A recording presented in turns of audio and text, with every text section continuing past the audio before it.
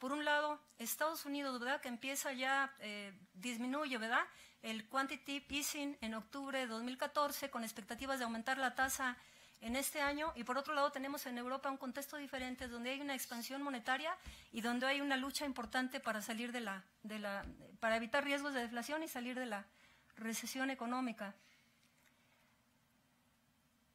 Lo que ya comenté también, en teoría monetaria tiene que haber cambios importantes para incorporar desde el punto de vista teórico qué implicaciones tiene que ahora se hable de tasas de interés, no se hable, ¿verdad?, que se lleve a la práctica tasas de interés negativa, como es la experiencia que estamos viendo en Europa. Desde el punto de vista de lo que es supuesto de racionalidad económica de agentes racionales, ¿eso cómo influye? ¿Cómo le va a impactar a las decisiones, por ejemplo, de inversión, a las decisiones de lo que es básicamente ahorro, ¿verdad?, entre otras variables? El canal de transmisión asociado a precio de otros activos tiene que ser estudiado con mayor profundidad, porque las aportaciones que hay desde el punto de vista teórico son pobres, son limitadas, ¿verdad? Comentamos un poco de los monetaristas, pero en el marco del nuevo consenso monetario, el canal de precio de otros activos es excluido, no se considera, ¿verdad? De repente hay algunas referencias marginales, pero no está dentro de lo que son los impactos que tiene la política monetaria en la economía. Si se requieren políticas, para terminar, ¿verdad?, y una disculpa aquí con el tiempo, si se requiere realmente políticas que contribuyan con el bienestar social, se tiene que modificar y hacer otro tipo de políticas diferentes a las que tenemos ahora. Este tipo de políticas que se aplican responden a los intereses de agentes económicos que sí tienen la capacidad de invertir en mercados financieros. Eso sería todo. Gracias. Gracias, Josefina León. Un aplauso. Bueno, hemos oído dos participaciones muy importantes e interesantes y la maestra Patricia Rodríguez pues va a complementar a dichos temas. Ella va a platicarnos sobre la coordinación monetaria internacional de los bancos centrales, y para conocer un poquito de ella leo lo siguiente. Ella es maestra en Ciencias Económicas por la Universidad Nacional Autónoma de México. Realizó estudios de doctorado en Investigación Económica por la Unidad Complutense de Madrid, España, académica del Instituto de Investigaciones Económicas de nuestra UNAM, profesora de la Facultad de Economía, coordinadora del Seminario de Economía Fiscal y Financiera de aquí del Instituto, coordinadora del campo del conocimiento de Economía Financiera del posgrado de la Facultad, y sus temas de especialidad son macroeconomía, política monetaria, economía de género y mercado laboral e inflación. Maestra, gracias. Ay, perdón. Bueno, quiero decirles que para definir el tema un poco, para participar en el seminario, lo pensé mucho y realmente son casi ideas lo que traigo.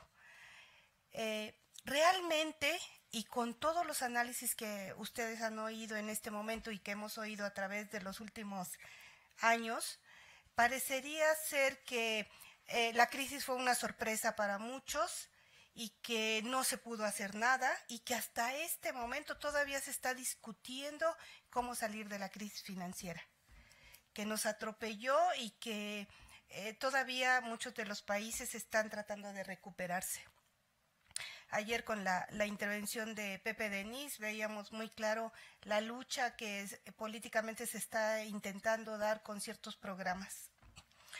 Y nosotros nos hemos abocado muchísimo a estudiar la política monetaria, nos hemos abocado muchísimo a estudiar los bancos centrales, y realmente parecería ser que si son instituciones establecidas, bien definidas, con políticas, con objetivos muy determinados y definidos, y que se ha estudiado y tienen una importancia política los bancos centrales que nunca en la vida habían tenido realmente, y que hoy la mayoría de la población y a nivel del mundo está totalmente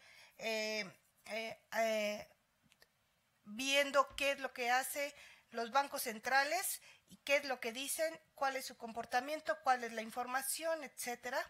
¿Cómo es posible que no podamos pedir o no podamos esperar que trabajen realmente de alguna manera en beneficio de la economía y que se vea algún resultado positivo, dado el desarrollo teórico y de análisis que hay en torno a ellos.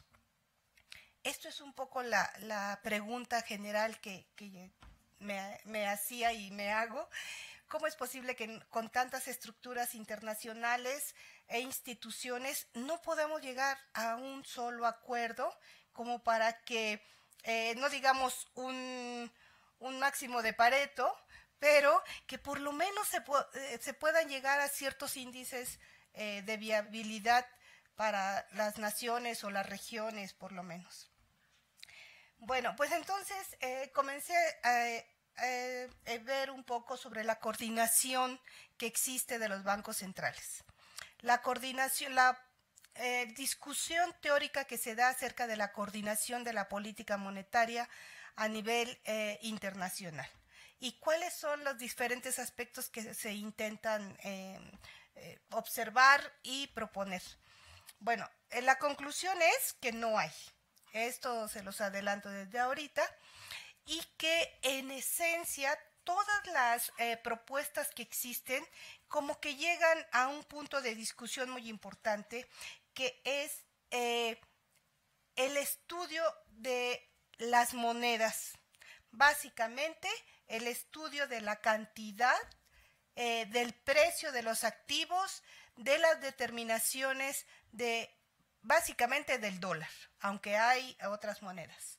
Y cuál sería la solución para que no se tuvieran las repercusiones que se tienen a nivel internacional ante el volumen, digamos, de la moneda del dólar. Esto es en general lo que encontré. Hay discusiones teóricas y desarrollos teóricos acerca de otros aspectos en la economía para llegar a un equilibrio y para tratar de llegar a algunos acuerdos internacionales. Quizá lo más relevante sea todo lo del comercio internacional, el cobro de aranceles, el tratado de cuestiones comerciales, para tratar de llegar a acuerdos y que no exista digamos, algún equilibrio, que exista algún equilibrio entre el intercambio. Bueno, pues esto en política monetaria no ha sido factible, no ha sido posible, aun cuando los bancos centrales en general en el mundo son instituciones que tienen la base teórica que ya presentaron mis compañeras anteriormente, no tienen realmente una discusión, o tienen una discusión entre ellos que podría ser el BIS, pero no hay acuerdos en el que sea factible que tengan alguna política que no afecte tanto a unos y a otros. Bueno, por principio, varios autores dicen que existe una total desconexión entre la política económica y la literatura académica por esto de la política monetaria, que afecta a algunos de manera positiva y a otros los afecta de manera negativa. No existe un acuerdo, aun cuando hay muchos análisis de coordinación y propuestas de coordinación de política monetaria. En general, todos los análisis se basan en el comportamiento del dólar, cómo es la política monetaria de la FED, y con base en esto casi se hace todo el análisis de todas las demás, del sistema financiero mundial y del sistema económico de los países pobres y emergentes.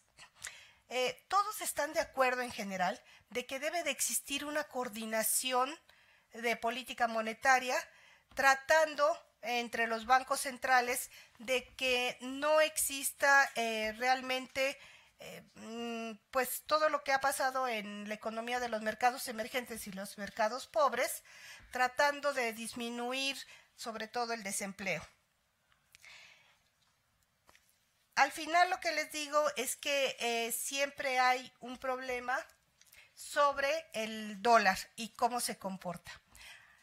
Aquí les puse 3 citas. Una cita es de 2010, cuando el ministro de Hacienda de Brasil culpó a Estados Unidos porque existía una guerra de divisas. porque ante la crisis de Estados Unidos se comenzó a dar los problemas económicos y todas las divisas, y muchos eso manejaban, estaban depreciándose y entonces había una guerra comercial, digamos, y una guerra de divisas tratando de mejorar la economía de los países básicamente emergentes. Para 2014, que se está intentando terminar con la política expansiva de Estados Unidos y se comienzan a dar algún otro tipo de políticas, el gobernador del Banco de la Reserva de la India también se queja y dice que por la política monetaria ahora expansiva de Estados Unidos y porque se está apreciando el dólar, entonces hay graves problemas para los mercados emergentes porque los capitales van a salir. Entonces siempre esté en recesión, esté apreciándose o se esté depreciando el dólar, siempre va a haber problemas que deben de cargar todas las demás economías emergentes. Esto debería de llevar a la reflexión a una coordinación real y que teóricamente no hay ninguna propuesta. Bueno, básicamente el problema está en que la política monetaria de Estados Unidos genera flujos y genera todos los precios de los activos a nivel internacional que afectan directamente a las economías. Y estos flujos son los que salen o entran de las economías emergentes y generan problemas en la economía real o generan políticas monetarias como es el aumento de las reservas internacionales de muchos de los países tratando de sostener estos flujos de inversión extranjera que tienen y con eso tratar de sostener el tipo de cambio para sostener la inflación también. Y generan una serie de problemas económicos para las economías emergentes, como es el caso de México, que ya saben que tenemos muchas reservas, que se trata de mantener el tipo de cambio y que tenemos una política, por ejemplo, de tener este crédito flexible de 73,000 millones de dólares que no utilizamos por parte del fondo, pero que tiene un costo por no utilizarlo. Cada 2 años tenemos que pagar 7,445 millones de dólares por no utilizarlo. Nada más por mantener ahí, por tenerlo, el anuncio de que podríamos utilizarlo si tenemos problemas. Este es el tipo de políticas que a nivel internacional la institución como es el fondo tiene como respuesta a este movimiento de flujos de la política monetaria dominante que es la Fed. Bueno, básicamente la respuesta que se da del por qué la política monetaria de Estados Unidos con respecto al dólar es muy importante es porque es la moneda o la divisa clave para hacer un refugio de cualquier problema monetario que existe en el mundo. Sigue siendo la economía o sigue siendo la moneda que implica menor riesgo para cualquier inversionista privado y también para los inversionistas públicos. Se convierte en un refugio y en un instrumento de alta liquidez. Y estos son los dos elementos que ningún país o ninguna región del mundo ha querido realmente, digamos, solucionar con fuerza. Al final les pongo algunos ejemplos del por qué nunca se ha querido, digamos, solucionar o quitar o lograr quitarles estas dos características que es el dólar. Entonces, su cantidad y su número de activos, el precio de los activos, la tasa de interés, todas estas condiciones implican estas dos ideas, que es el riesgo y la liquidez por tener este tipo de monedas. Ya sabemos, y nosotros lo vivimos así de manera frecuente, todas las implicaciones que tiene la entrada y la salida de los flujos financieros que alteran realmente la economía, la estructura económica y economías como las de nosotros, los tipos de cambio, pues sabemos que afecta muchísimo y que se invierte una gran cantidad de recursos y de todo tipo para tratar de sostener los tipos de cambio y cumplir con esto condiciones de inflación, etcétera. Bueno, ustedes saben que una de las primeras características que debe de tener una moneda y más una divisa internacional predominante es que debe de ser estable. Es una de las condiciones que teóricamente siempre nos han dicho y en la teoría tenemos que repetirlo. Bueno, pues el dólar no es estable. Aquí les muestro ya unas gráficas acerca del índice del dólar y del euro con base en 2010 igual a 100.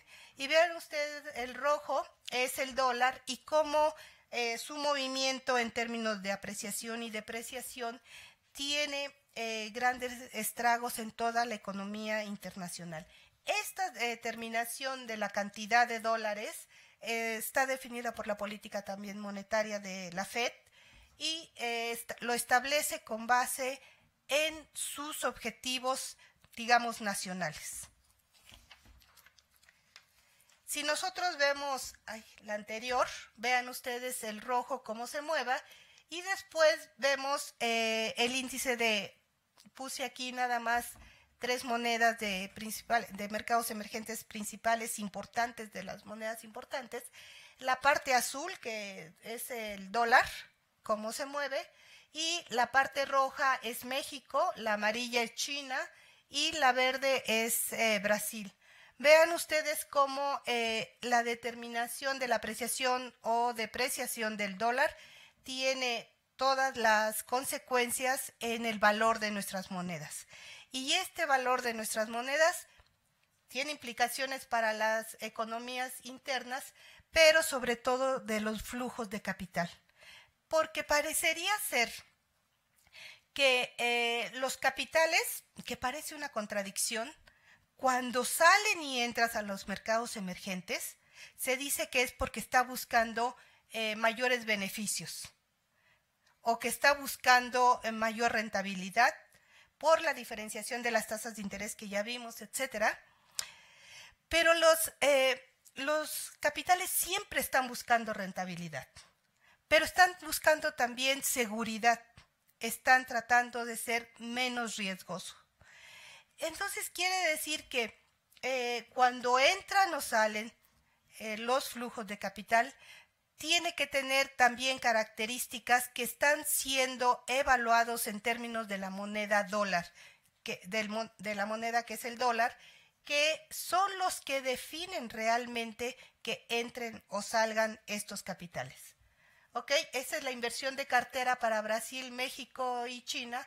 Y ustedes ven en 2008 cómo los ciclos de apreciación y depreciación del dólar coincide con esta entrada y salida de inversiones de cartera. Ahorita estamos preocupadísimos porque se supone que va a aumentar la tasa de interés de Estados Unidos y con esto ya estamos esperando y ya los banqueros están especulando con el tipo de cambio, esperando que esto lleve a una devaluación más fuerte y mientras gastamos todo lo que podemos de reservas, tratando ya no de sostenerlo a un precio del 14, sino que no pase tanto del 15 o del 16%.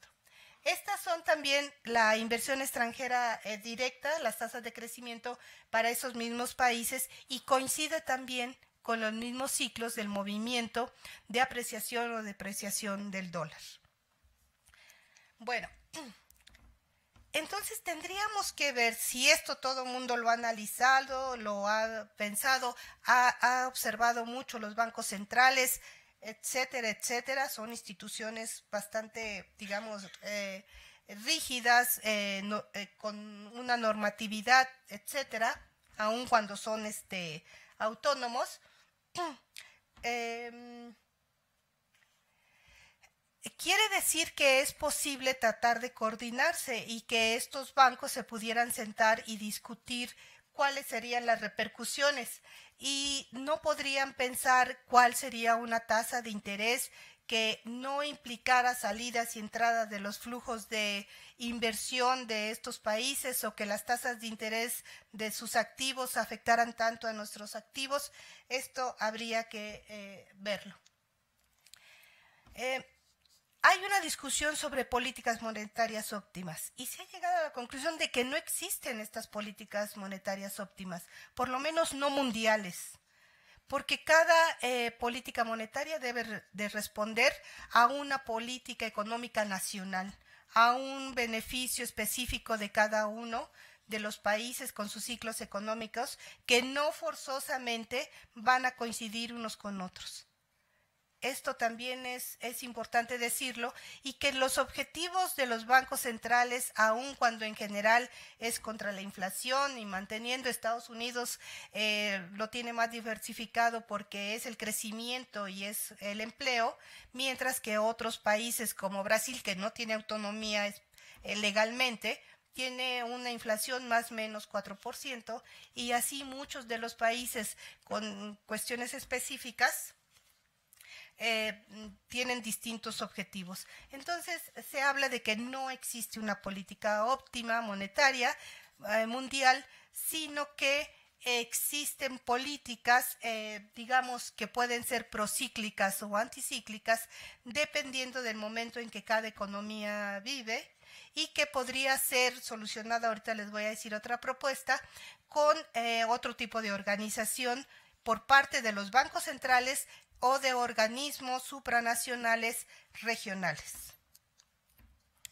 Según esto, los bancos centrales han logrado tanta fuerza política, y muchos son calificados de manera eficiente porque han logrado bajar la inflación de 92,000 de manera importante. No hablan del crecimiento, ¿verdad? Pero han bajado la inflación